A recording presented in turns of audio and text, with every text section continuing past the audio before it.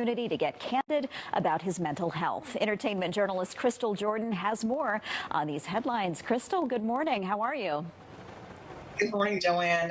This is a pretty heavy topic this morning. Both these memoirs touching very heavily on mental health. First, of course, Britney Spears' ex-husband, Kevin Federline, released a memoir of his own titled You Thought You Knew. And the book is a deep dive into a lot of the allegations that he has against Britney.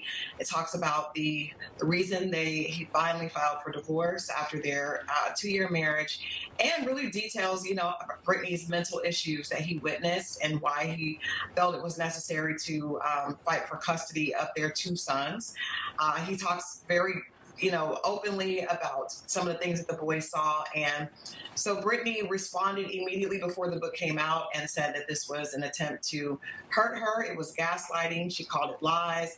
She said that she's always wanted to have a relationship with her sons, but having a relationship with teenage boys can be very complex and things have been very hurtful. This is all an attempt to hurt her.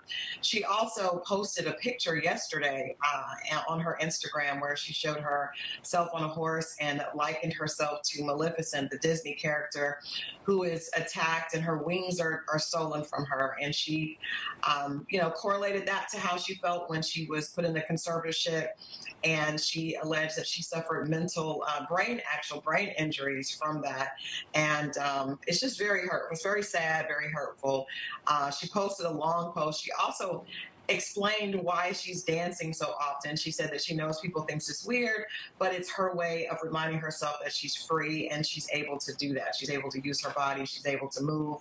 And so while it's hurtful and it's really jarring to see, a former pop star in this light, we do realize the importance of mental health. And I think this story is continuing to be told. We don't know how this will end. Right, absolutely. And speaking of mental health, I do want to shift gears here now to Gucci Mane, because he has his own memoir out now with revelations really on his mental health. Absolutely, Gucci. I think this is like the positive end of this of what can happen with mental health issues. He released his memoir Tuesday, a new memoir. This is his second one, titled Episodes, and in it he's very candid about the fact that he has a bipolar and also a schizophrenic. Those have been his diagnosis, and those are words that we hear mental health, but we don't often hear what someone's diagnosis is and how they're dealing with that. What does that look like on a daily basis? And so yesterday he visited the Breakfast Club, he and his wife, Keisha Kaur, and the two of them just had a very honest conversation about what it is dealing with, those mental health issues.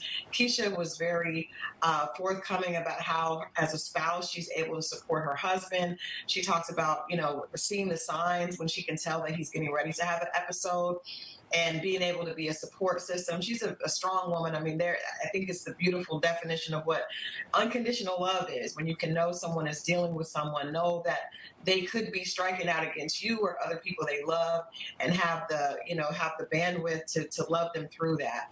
And so I think this book, Episodes, is really going to help a lot of people, because they really attack it from an honest perspective, as opposed to just saying, I have mental health. He talks about what it looks like, what it feels like. He talked to Charlemagne about the fact that he actually becomes, paranoid and thinks that people are trying to hurt him.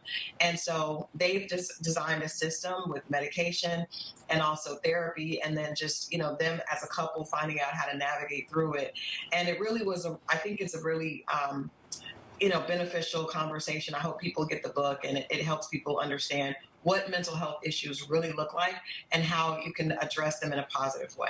Yeah, you are so right. I think that's what's most fascinating about this, the detail that they were both willing to go into to see a peek behind the curtain, if you will, and no doubt this really does help break stigma. Crystal, thank you so very much for your time. We do appreciate it. Absolutely. See you guys next time. And if you'd like to keep up with Crystal, you can do that on social media. Follow her on Instagram at @TheRealCrystalJordan. Time right now is 10:50, and stay with us. We'll